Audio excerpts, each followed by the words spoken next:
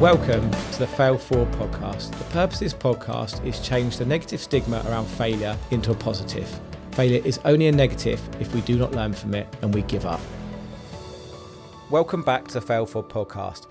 Today, this episode is going to be tributed to two very special people in my life. And no, it's not my wife and my children. They are hugely special, but it is two people that have been part of my life for the last 9 and 12 years. And that is Sophie Rogers and Mike Netley. They have no idea I'm dedicating this episode to them.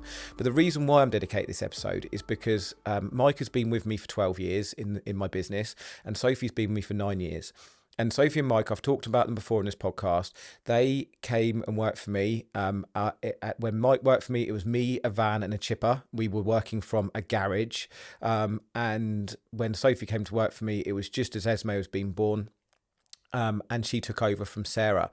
And the reason why it's so important to be talking about these two people today is because one thing I did really well in the early days was I created a good, safe place to come and work with a good culture. I had no idea about culture back then. All I knew I wanted to do was start a business that looked after its people. That was always the plan. Have a business that's people-centric and looks after its people. But what in turn then happens is you find your people are 10 times more committed.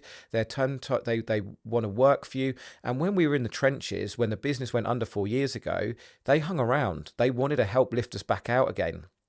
And the reason why this is so important, we talk around culture in a business, how we look after our teams, the importance of it. And I see people all the time talking about culture and springing off how they're doing certain things with their company. A lot of corporate businesses use it now, but I think a lot of it's a bit of lip service to say we've got this culture policy, but are they really looking after their teams?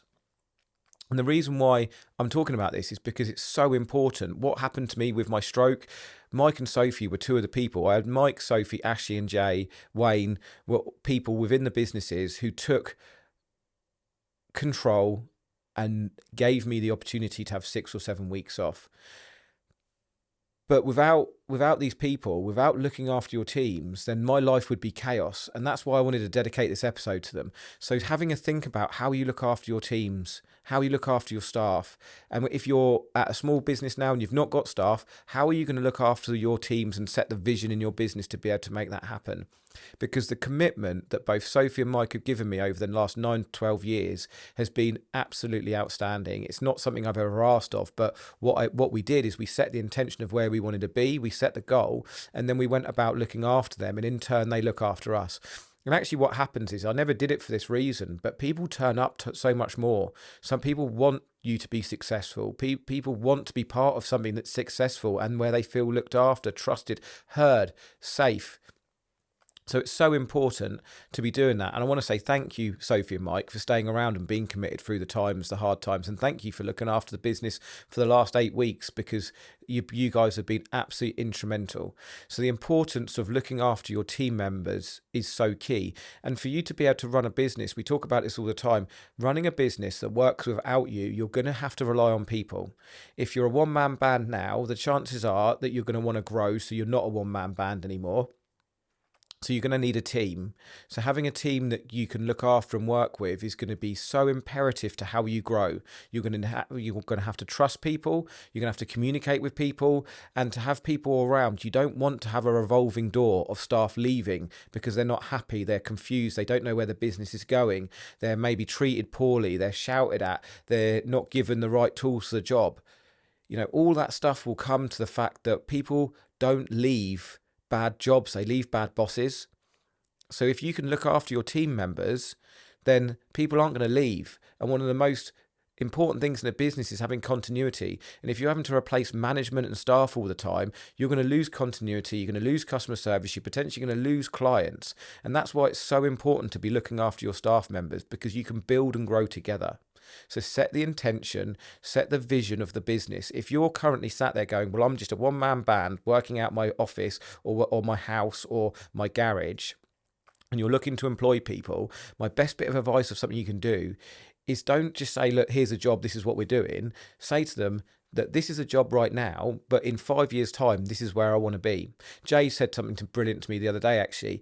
He said, write the company structure chart of where you want to be and have that somewhere in your office so people can see where the business is going, so they can see that there'll be a career ladder for them to go, not just to be at the tea person or the groundy or wherever they are. They can see that in the future they'll have the opportunity to be a team leader or a surveyor or a manager or a compliance officer or a salesperson or a marketing person within your business. So set the vision, set where you want it to be. And if you have got a big business now, you can have your company structure chart of what it is now and then overlay it with where you want to be and have them next to each other. Because what people want is to know that not everybody wants to start their own business. People want to have a career. They're just looking for the right person to work for. So make yourself the right person to work for. Listen to people. Admit when you're wrong, because we don't always get it right. Have the fail forward philosophy. We have a weekly meeting with our team leaders. What's gone wrong this week is a question we always ask. What can we learn? And it's not to dig people out. It's to find out what can we learn on a weekly basis. We also ask what's gone right, and we talk about the things that have gone right. We also admit when, as a management team, we've done something wrong, and then we look at the following week. But it's so important to understand that people don't leave bad jobs. They leave bad bosses. And once you realise that and you look after your teams, you look after your staff, then yes, there'll be some bad apples. There always is. There's people that don't perform. But what will happen over time is those people that don't feel like they're part of the business or the culture, they'll leave and you'll find other people to replace them and their morale will rise again. We've just had it recently where we had a few people leave and we did our staff survey again, and the staff survey results were probably the best we've had in over a year. And this is because we're constantly asking our staff, how do you feel in the business? What do you need to do your job properly? It's all part of it. Looking after your teams, it's the right thing to do.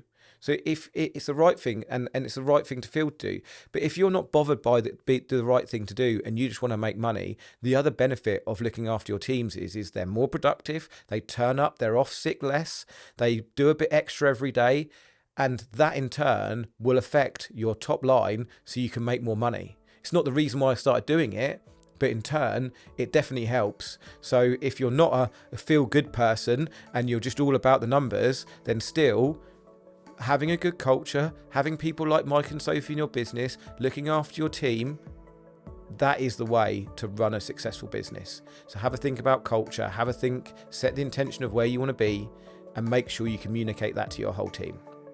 Thanks all for listening. See you next time.